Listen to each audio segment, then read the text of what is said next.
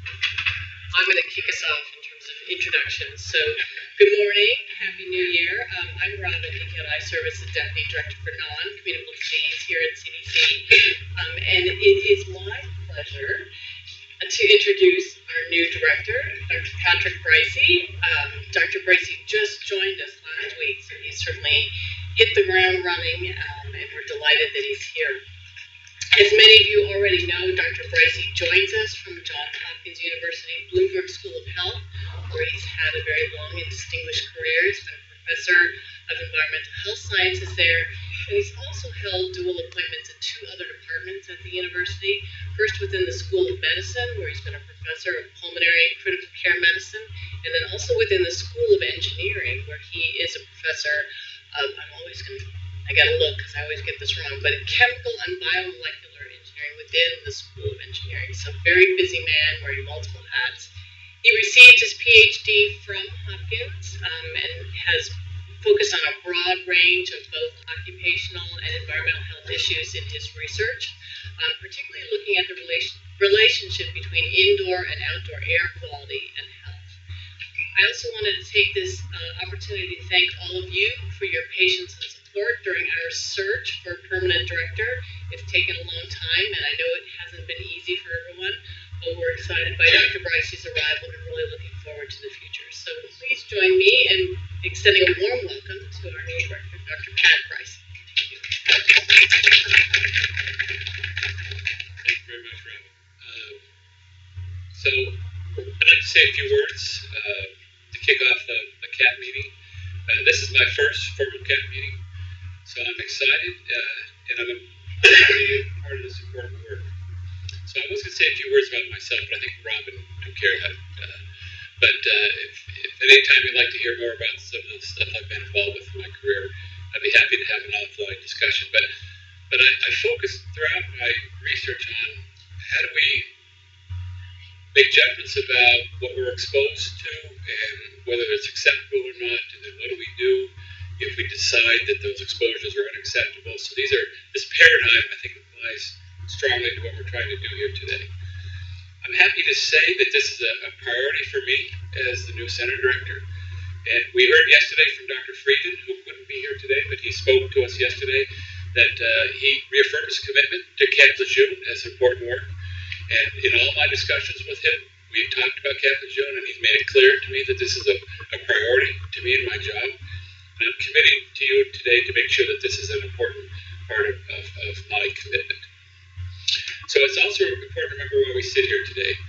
I think there's no question that a tragedy occurred, and we're here to learn as much as we can as a commitment to those people affected and a commitment to the public at large. We have an opportunity to learn something important that could help the people who are impacted, but as important, we can perhaps improve public health in the future. So what we're trying to do here is make sure that we generate at ATSCR the best science possible, and the science will guide what we do and the impacts of our decisions.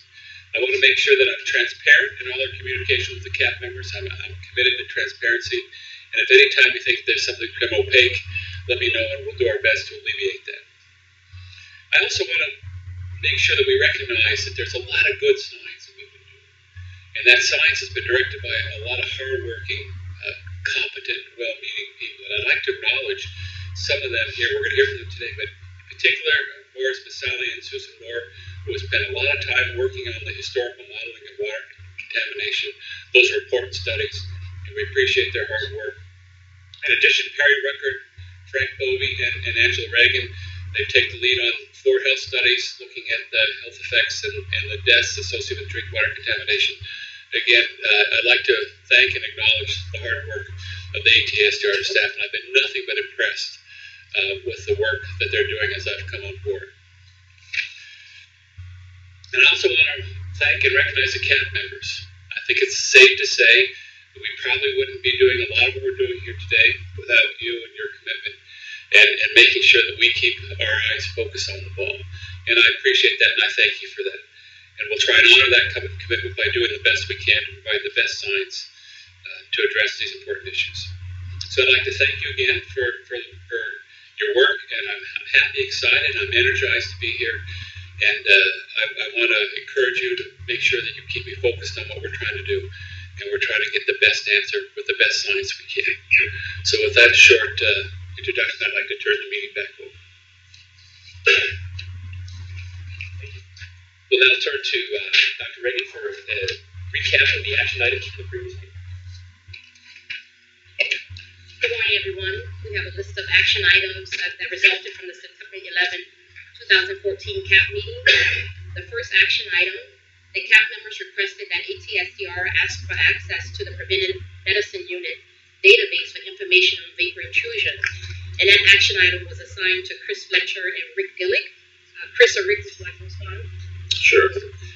We contacted the folks at Camp LeJeune who work in the Preventive Medicine Unit there, and they've indicated that they don't have any databases related to soil vapor intrusion. They track STDs, food establishment inspections, inspections of ice machines, and they just started taking beach water samples and analyzing those. So they don't have any vapor intrusion related information.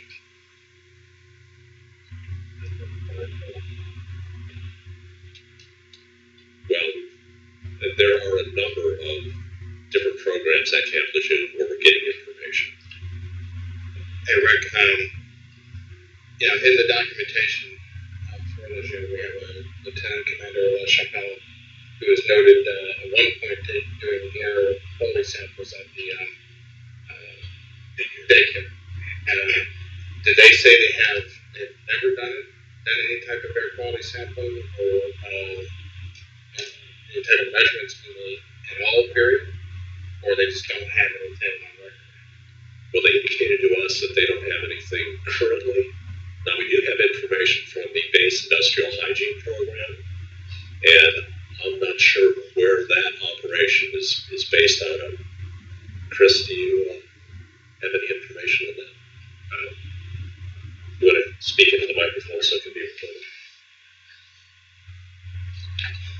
Morning. So,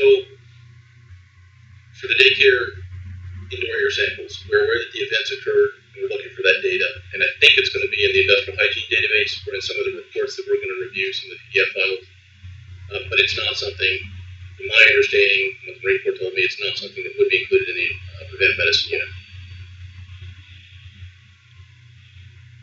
This Lieutenant Commander Chappelle was the head of the preventive medicine unit at the Naval Hospital. And we've got these documents are part of the record of the documents that Orris gathered for the water model. And they brought a GCMS down from Oregon, and he collected the samples for the indoor air samples for that daycare sample. If you've got those specific document titles, most likely. Okay, so if they are in Morris's files, those are going to be included in what we're going to review. If it did occur, most likely we'll find it in addition to those. But if you've got those specifically or could send those document titles to me, I will make sure that we put those on the top of the stack. Excuse me, can I get your name, please? I'm sorry. Yes, Fletcher. And I realize I actually missed an opportunity to go around the table and have everyone introduce themselves. It'd probably be a good time to do that now before we finish the recaps from the last meeting. Just so everybody's name's been stated, we're clear on who's here. So forgive me for that. And Brad, if you wouldn't mind, we'll just introduce and go around the table. Yeah, Brad Floyd from VA. Ken Cantor, Technical Advisor to CAP. Kevin Wilkins, CAP member. Gavin Smith, CAP member. Lori Freshwater, CAP member. Tim Templeton, CAP member. Jimmy Stevens, Acting Deputy Director of NCEHATSDR.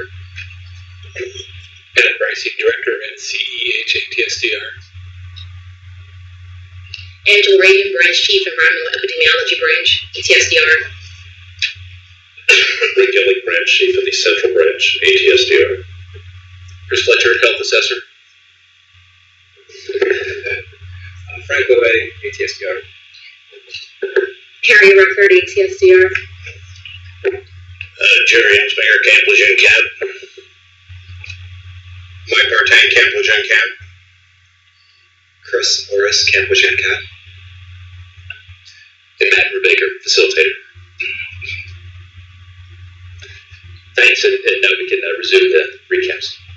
Are there any other questions for Chris or Rick?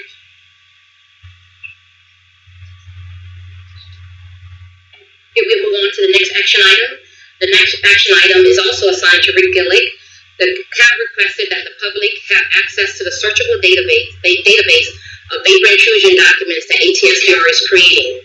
If needed, the CAP would like the director of ATSDR or CDC to ask the Department of Defense in writing to be able to release these documents. Rick? I guess the simplest answer is yes, we will get you all the documents. There are some steps we need to go through. You'll see in Chris's presentation later this morning, we're nearing completion of the index. Many of those documents are available on the North Carolina Department of Environmental and Natural Resource website. They have approved us to release their documents, so we'll be putting those on a CD later today and hope to ship those out tomorrow. So we'll be talking with members of the CAP to see how many copies you all want.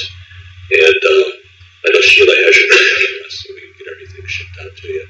That won't be the entire set of documents, but again, we're working to get that to you as quickly as we can.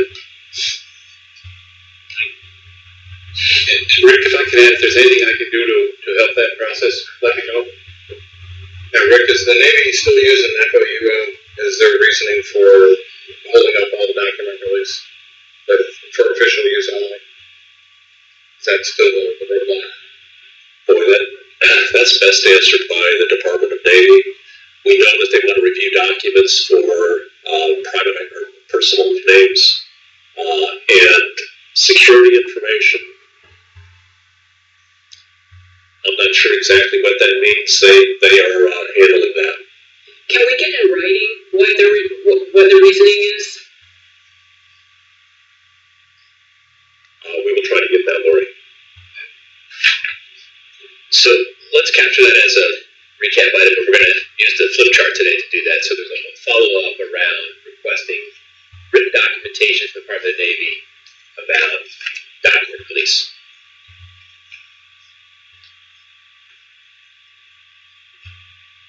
The next three action items were assigned to Melissa Forrest. Melissa is the representative for the Department of Navy. I received word earlier this week that Melissa would not be here in person, and I just learned that she would not be available to attend via phone. She did submit her action items along with responses, and I'll be happy to read the action items and provide the responses to the group. The first action item, the CAP would like to know when the Navy Marine Corps Public Health Center purchased the first GCMS that was used for the Preventative Medicine Unit at Camp LeJeune in 1982 to test the air quality of the former daycare center. The Department of Navy response to that question: as part of this request, the CAP was to submit a reference document which included a model and serial number of the GCMS in question. The Department of the Navy representative on the CAP requested a copy of the reference document, but has yet to receive one.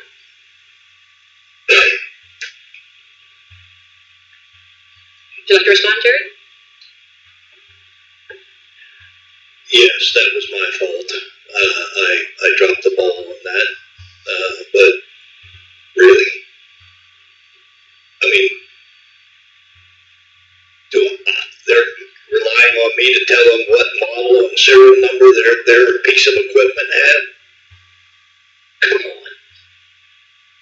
So, Jared, can you help me? What are you trying to find out by asking when they purchased it? I think I know, but I just want to be clear. We had all kinds of excuses that have been made over the years by the Department of the Navy why they kept saying we didn't know what was in the water. We didn't know, we didn't have the technology or the abilities to test this stuff. And then we find out that in 1981, They had a GCMS. They owned one. It was at the Navy Environmental Health Center in Norfolk. They used it to test the air quality in the daycare center that they made out of the exterminator's building. Why did they use it to test the water? But I want to know, I mean, we know they had it in 81. I want to know how early, how many years before that did they own this piece of equipment? Because if we do that, we suspect there might be some data. Yeah. Yeah. Dr. Price said, I mean, that's the issue with what they knew when they knew it has been ongoing for the 7 years that I've been involved longer. The official stance from Marine Corps was up until 1982. They really did not know what was in the water or have a grasp of understanding of what the contaminants were. And it wasn't until 84, 85 that they took action to start removing the wells off limit. We know in 82 that one of the labs actually performed the GCMS test on the water campus unit, quantified the actual readings.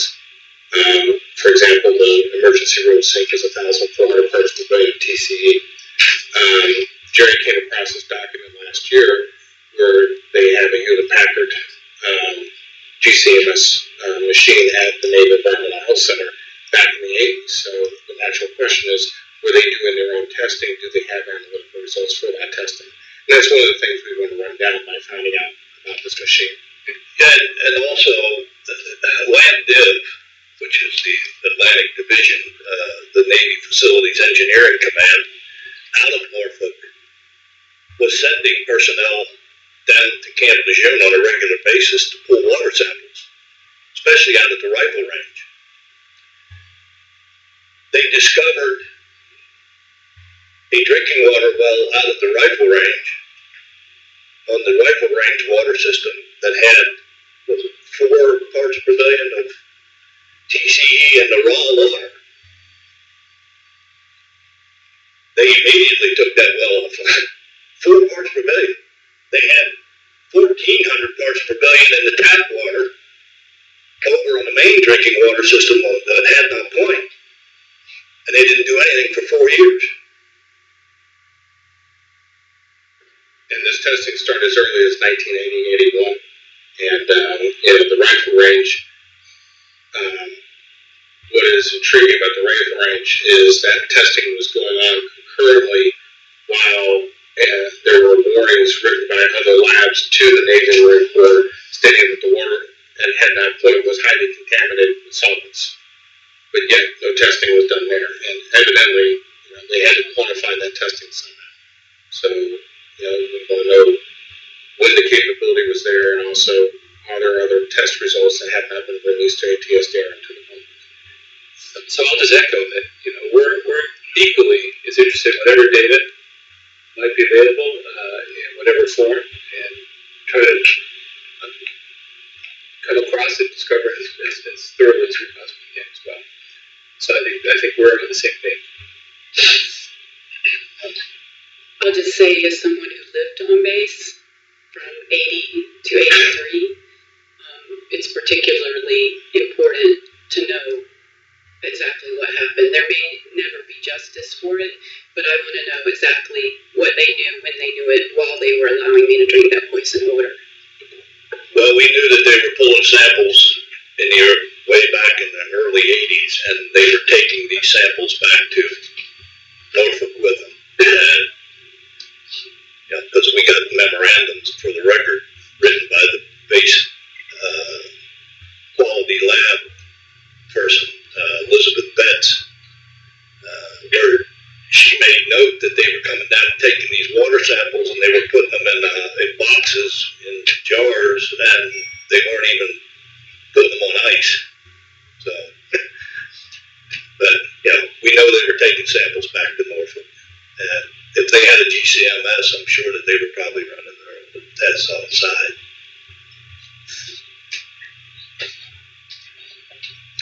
Jerry, Mike, and Lori, Jana is capturing those action items, and she will get those to the Department of Navy. But I asked during the break that we all meet so we can make sure that we've captured everything correctly. Their excuse that I didn't provide them with the model and serial number of their own piece of equipment. I mean, really?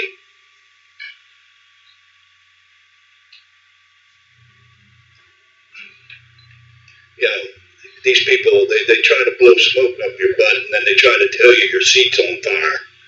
Yeah. That would be one of those four-letter words we talked about.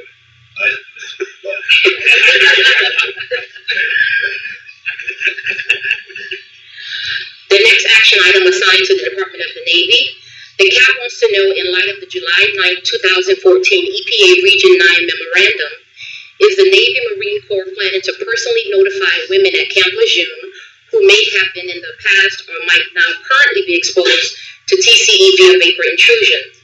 The CAP recommends this notification include all buildings over the TCE plume, and especially the 12 buildings currently being investigated for vapor intrusion. Immediate communication should occur with current workers and residents who are potentially exposed now to explain the recent EPA memorandum recommendations. I'll read the response from the Department of the Navy. The response: following the EPA guidelines, comprehensive vapor intrusion studies are going on at several locations on Camp LeJeune for multiple groundwater contaminants, including TCE. The EPA Region 9 memorandum provides additional information on TCE, and relevant portions have been incorporated into the complex decision-making process for vapor intrusion studies on Camp LeJeune.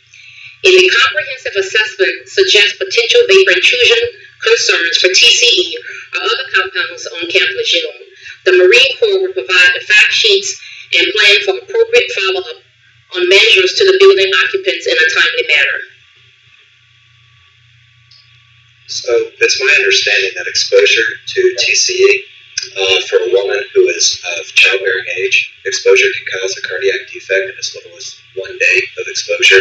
If we are looking at possible buildings for vapor intrusion, I think this response is very lacking, and that there could be current exposure right now. I would like them to define timely manner.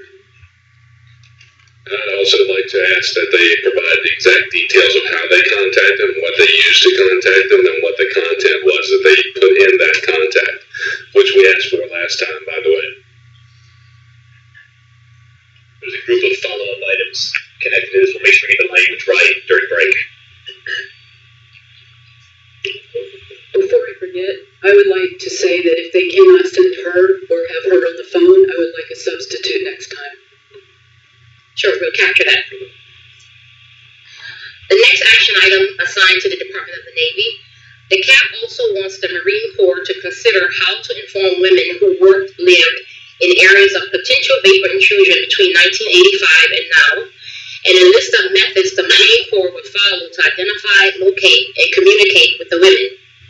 Note that solely putting the information on the website is not sufficient, because the website focuses on exposures before March 1985 and misses a large group of potentially exposed women. I'll read the response from the Department of the Navy. The Marine Corps is committed to providing accurate information to any individuals that may be affected by these issues. Based on the results of a comprehensive vapor intrusion assessment, the Marine Corps will utilize effective notification measures to relay accurate and reliable information. Are there any questions or comments? Can you laugh out loud? They're waiting until after. Who knows when that's going to be. What do you say to that? Number 5. Yeah.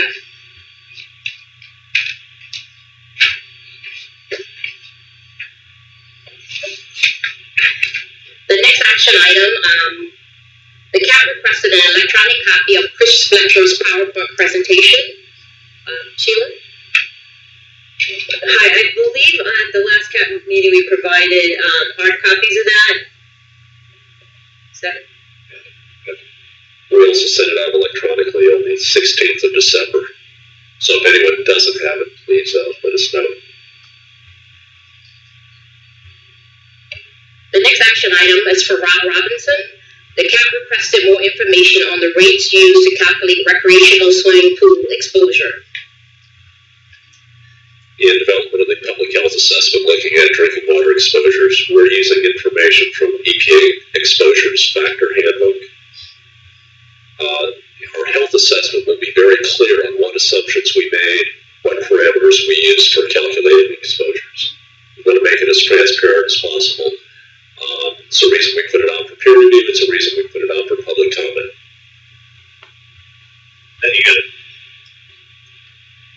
got to remember that the training pools are also indoors, so that stuff just didn't go away with the breeze. I mean, when the splashing in the water and that stuff volatilizes, and it stayed there in that building for a while. And our model is a box model, which does account for closure of a building. So we know it's indoor, and we accounted for that in our modeling and our exposure calculations.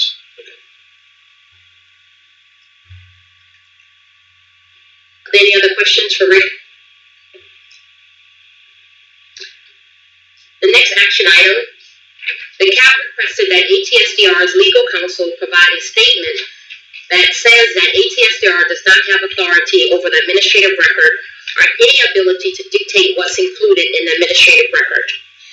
Our leadership here did meet with the Office of General Counsel, and I have a copy of the letter here, and there are copies in the back for everyone.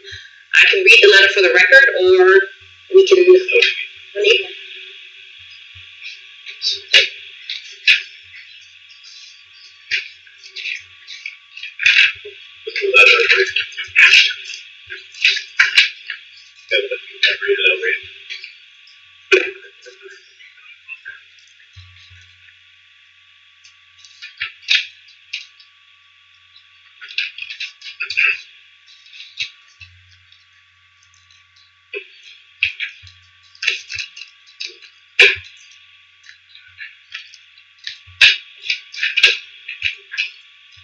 The next action item was assigned to the CAP. The CAP will develop language for requesting the development of a relational database for the CAP LeJeune data sources. So I'll open the floor for the CAP to respond.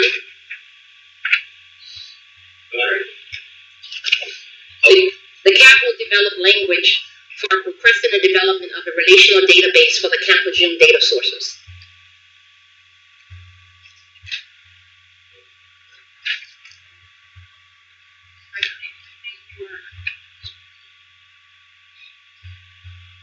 I think we were supposed to come up with some sort of language on exactly what we wanted so that she could narrow it down and present it. So we gave her exactly what we wanted and she could just take it to them.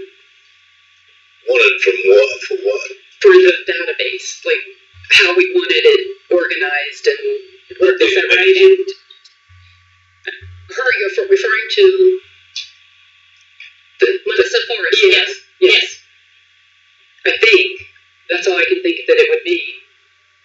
Jerry, this was the database we had talked about.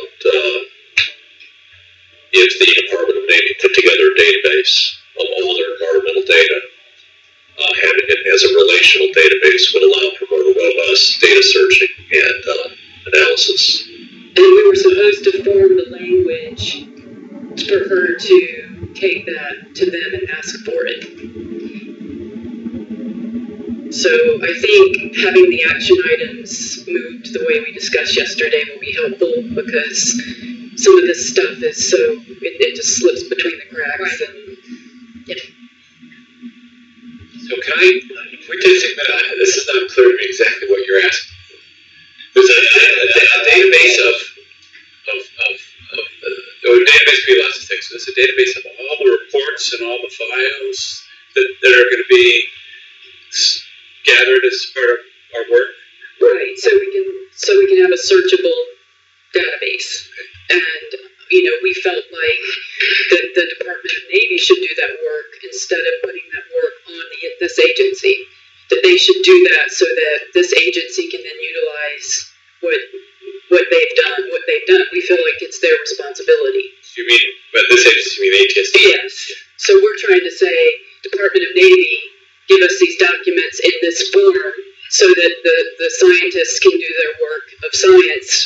Oh, I remember now. Instead of them having to make, clerical work that's pretty time consuming, but clearly the Department of Navy has the resources to do this. So they should do it. They should just do it. And we shouldn't have to form language to explain to them why this is needed. You see, that language, that's part of their strategy. I mean, historically, all through this issue, is they you ought to see the crap that they dumped on Morris and his team. I mean, stuff that, was completely irrelevant. I mean,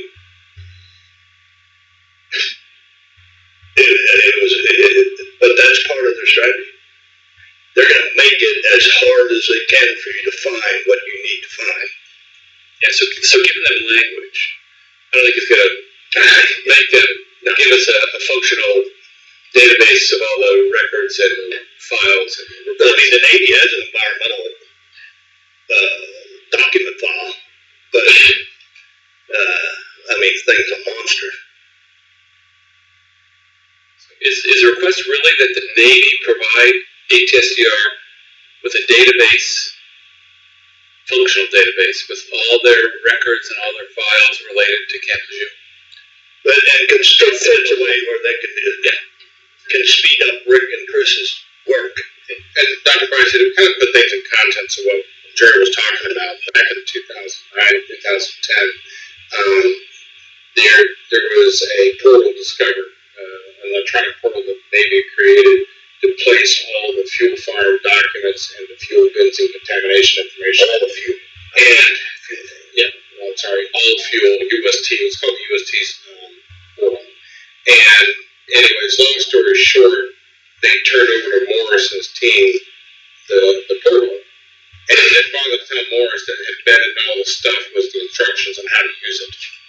And kind of like, well, it's all there, you can figure it out. It's all common sense. But, that's the kind of mentality we're dealing with, is you have a huge document done with thousands, I think it's 1,500 documents, and then you're talking over probably 100,000 pages of documents. And oh, by the way, in this little obscure spot, there's a little piece here that tells you how to run the whole thing. So I understand entirely. What I'd like to do, if you guys can allow me, is to sit down with our staff and talk about how we get data from the Navy, how we get reports from the Navy, and how we can make that more functional for us. So I get some feedback from the people who are going to be using it about a better way to do that, and then we can go back to the Navy with a request if there's something they can do better. Well, they got so many documents that were created by so many different programs over the years, and they just dump that stuff on you. I agree, yeah. And you can't do a word search in it. You've got to go back and recreate it and load it all into one program, so that you can then go through and do word search on it. The circle files. There's so many different programs those documents were created under, and then they hand numbered them. Yeah, I understand. But I think it's a huge task.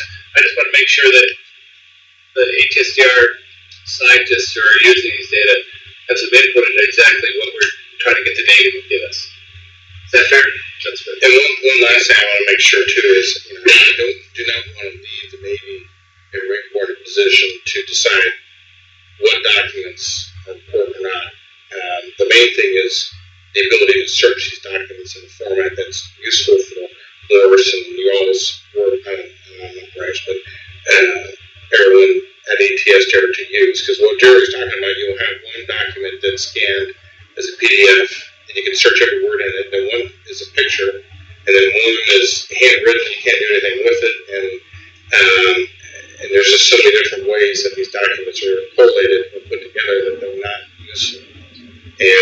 But as far as paring down what is being delivered, I'd rather have everything and let us try to sort through it than have the Navy say, well, here's what we think you need, and give them what they think, because we've gone to that space several times and found out that if you don't ask the question in the correct manner at the correct time of day, the right celestial alignment, you're not going to get the right answer. You're not going to get what you want. Right. And I would say, as a way of looking at it, do you think if this was a Homeland Security issue, that and they thought that there was a threat of foreign terrorism, that they could get a database ready very quickly? And so I would say this is a Homeland Security issue because we have our forces and their families under threat. And so, it's Homeland Security. Get on it. Thank you. I think I understand. The next three action items were assigned to the Veterans Administration, Representative Jim Samso and Bob Clay. We have Brad Floor here. I'll read the three action items. The CAP wants a representative from the Veterans Health Administration to attend the CAP meetings in person. The CAP requested that the VA update their Camp LeJeune website to remove outdated and inaccurate information and replace with current information. And the CAP also requested a copy of the training materials that are given to examiners to evaluate claims. Brian? Angela, could you check and see if there's anybody on the line from VHA? Just a little bit. That should be open. Is anybody on the line from VHA?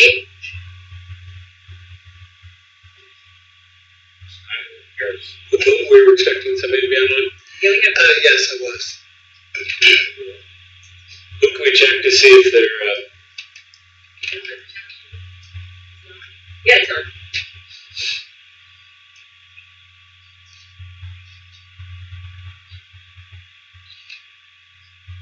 It's showing on, right? Yeah.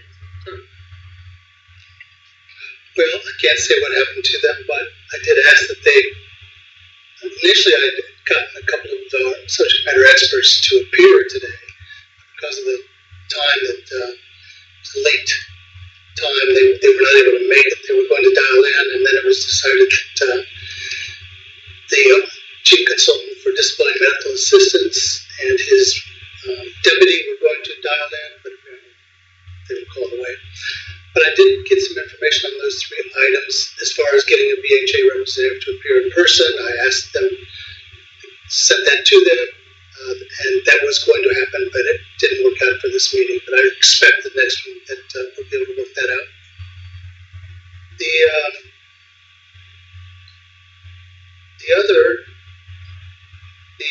OPH website with respect to Camp LeJeune, I'm advised by the Office of Public Health that it is up to date. It is accurate what is on it. And the training materials are internal VA documents. They have been sent to Senator Burr and his staff. They're available there, should you want them. I'm sure you can get them from his office. Now, you're telling me that your website pertaining to Camp LeJeune is up to date? It's a VHA website, Office of Public Health. They're telling me that it is up to date, yes. Well, I'm telling you, they're full of crap. Okay. John, if you'll let me know, right? You don't have to go into it now. You've got my email. Tell me what you think is wrong, and I'll take care of it and look at it. We did last meeting. They have a PDF file copy of the July 2003 Cox Facts for TCE on their website. 2003, Brad. 2003? Yeah.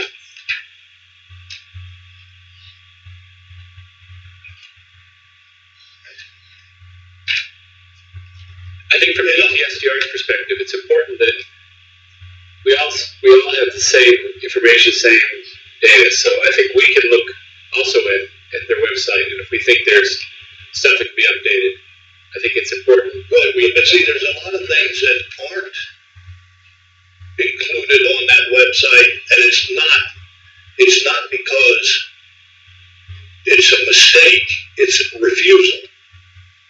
There's the phrase on that website says the duration and intensity of the exposure at Camp LeJeune are unknown.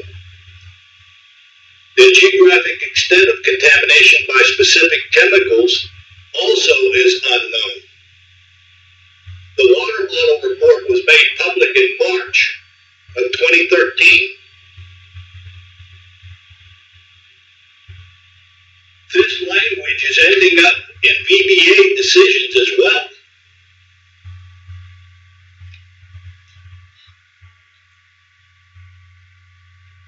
It says, health effects from toxic water exposure studies currently being conducted by the Agency for Toxic Substances and Disease Registry, or ATSDR, may in the future provide scientific information to help evaluate possible service connection for health effects or to make policy changes.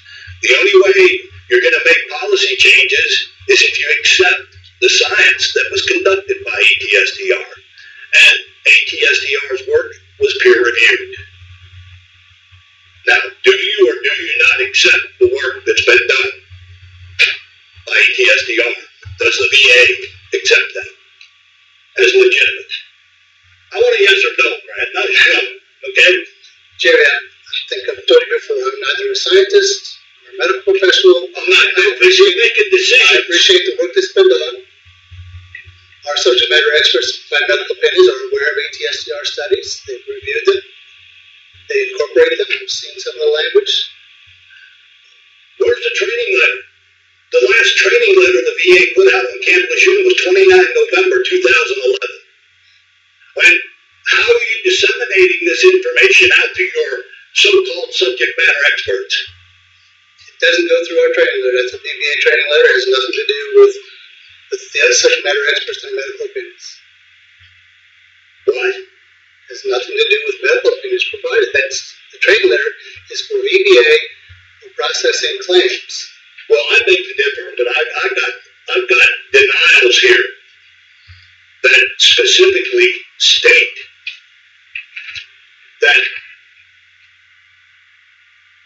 they've done meta-analyses of all the studies done for the past 2 decades, and that they could find no evidence that TCE causes cancer.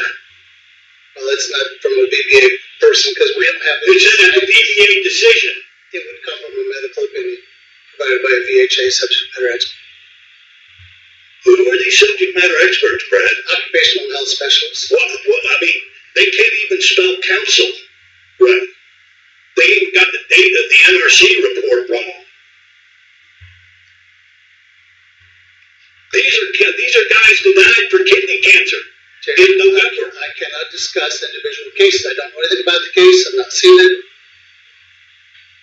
I mean, your website's full of erroneous information. I mean, this isn't a mistake. This is deliberate.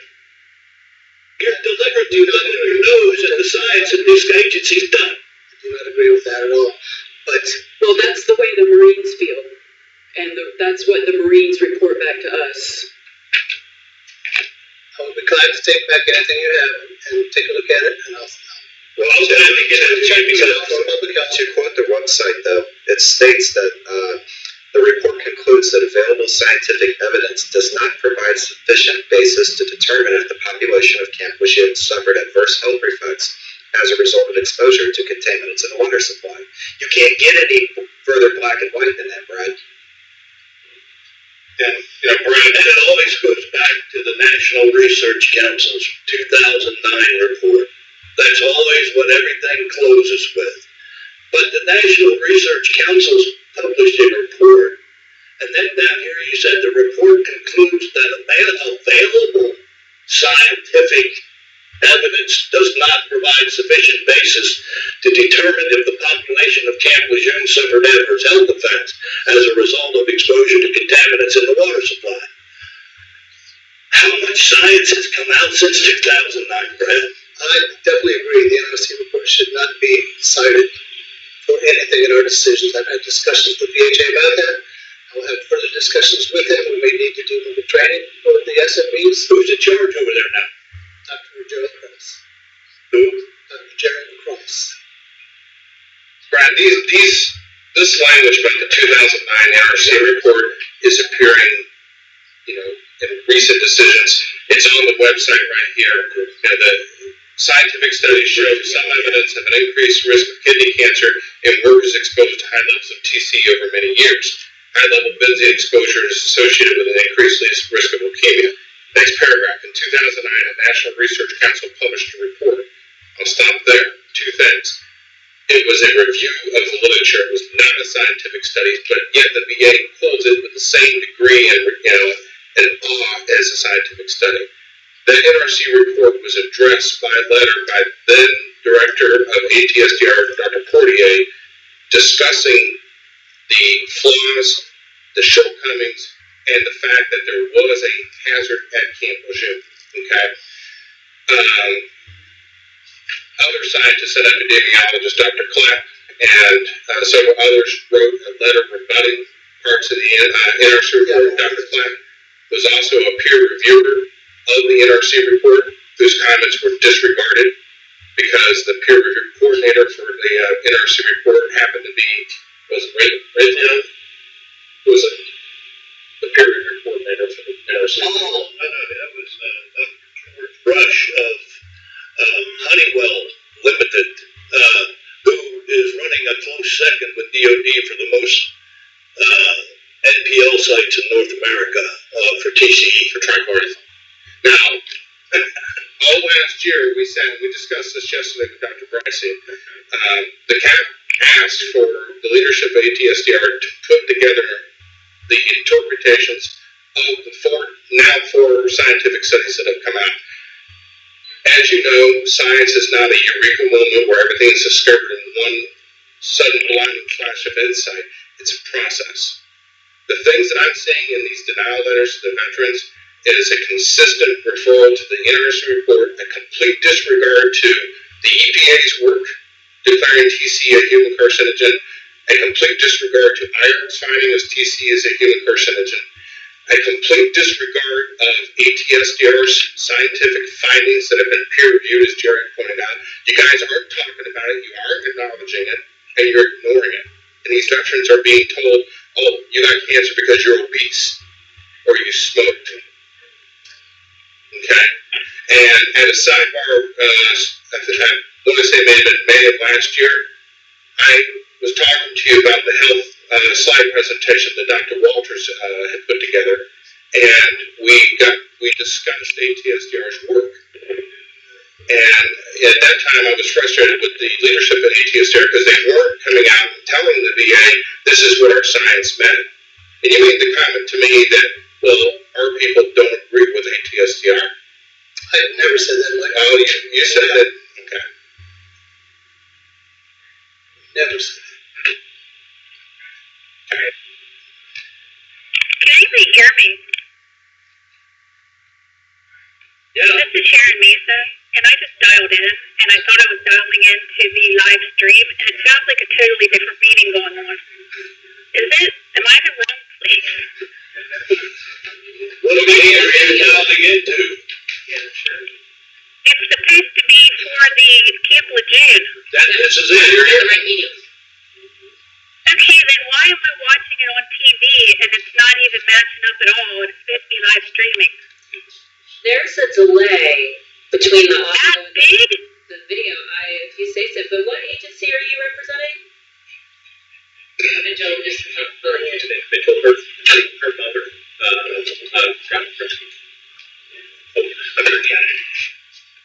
she's a concerned individual. Her mother got breast cancer, and she believes that it's from the contamination. Sharon, I got your request this morning. Did you? I see now. It all caught up. I'm sorry that I interrupted. I totally apologize. No, welcome to the show.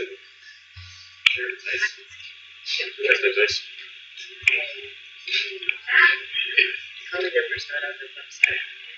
like to come back to make sure we've finished the recaps relative to Brad. Have you had a chance to respond to everything? Yeah, we'll take all your concerns back and discuss them with VHA, and I'll let you know what. So I mean, you know, we had the two denials that I just gave you. These former Marines, veterans, were both proven to have been at Camp LeJeune during, and both of them were during the peak exposure period. Both of them have kidney cancer, and both of them were denied. And the fact that they were exposed to a carcinogen that is specifically declared a carcinogen for kidney cancer isn't even mentioned in their denial. They're obese, or they smoke, or they're male. Really? You gave me one? There's two there. There's two separate sheets. I mean, for God's sake, I mean, they don't even mention that they were exposed to a chemical agent that's been declared a known human carcinogen based upon its causing kidney cancer. I mean, the EPA stuff isn't even mentioned on your website. I'll look at that. It should be, certainly. And there's no question we can do better in a number of cases. I don't know. I will take these back. I will look at them, have them looked at. But Bradley, we shouldn't be doing this on a case-by-case basis. This drives me nuts. You know how much time it takes for me? I mean, I'm on the phone or on the computer constantly trying to find out why. We shouldn't have to be hand-delivered this stuff. Your people don't have the information. And it was done purposely. You look at that training PowerPoint that Walter's put together, I wouldn't even want to call her a doctor, okay? She doesn't meet the criteria. Sorry, that PowerPoint has nothing to do with compensation. That's totally for healthcare. Hey, Jim, this is Jeremy. Excuse me. I want to thank you for your efforts. Everything you were saying is absolutely 100% true, and I just found out about the nurse up here. I'm sorry to our guest on the phone. We're going to have to ask you to go on mute during this time. Is there going to be a time? Because I would like to talk with him and his effort. We're going to need to coordinate that offline. Do you have Thank you. Do you have your phone number, Tim? Okay. But Brad, the language that is part of that PowerPoint is showing up. The rationale that is encapsulated in that PowerPoint that Dr. Walters presented is showing up in these decisions here. I've got two male breast cancer decisions that are citing obesity. One guy, he's obese. Maybe his BMI is over 30, but the guy's a beanpole. Yeah, he's over his 50s. And I think his late 50s was his diagnosis. I'm sure he's got his belly from being that. But if obesity, if we're looking at the VA decisions and with male breast cancer, I see obesity showing up everywhere. Well, where's the epidemic that the VA health examiners are seeing here with obesity and male breast cancer? I mean, hell, everybody should be going out and getting testing for male breast cancer. Obesity is the prime indicator of male breast cancer. Now, another thing I asked you about, I sent several emails and we talked about it, is there is a disparity between the awards given for male breast cancer and 24%, and female breast cancer, I believe it's 74 or 77%, with the same number of cases. I can address that later and cut some information on that. Okay, can I propose, I think we got some time for a detailed discussion with the VA a little bit. Is it safe to assume that the action items that started this discussion are still action items? Yes, because there's nobody here who we asked specifically for somebody from VAJ to be present at these meetings. And, well, you see they're not here. So we can carry those forward, and we can, I know we're going to be talking to the VA, and we'll explore these issues as well. But I think it's safe to say that from the CAS perspective, the action items have not been present. But we'll have more opportunities to ask questions to Brad later, right? Yeah, there's a session on the agenda that's, I think, for detailed exploration. Brad? Well, I got an action item that you need to put on the chart. Does the Veterans Administration accept ATSDRs outside work? If you're on the phone, we ask that you would mute your line. They don't know how to do it.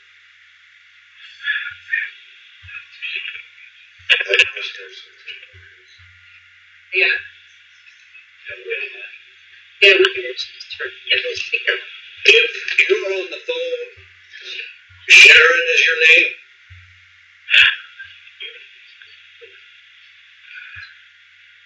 could do that.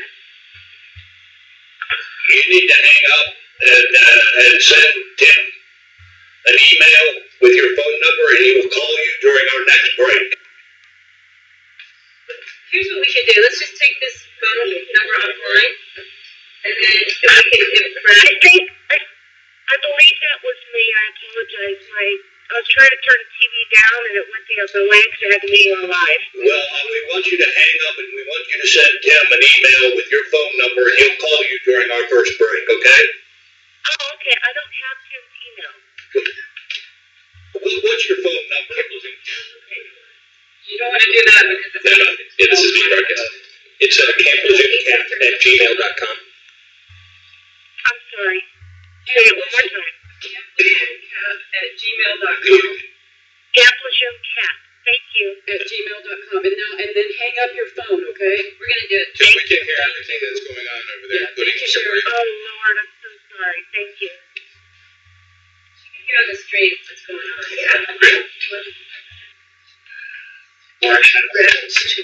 Quickly go through the mail or something.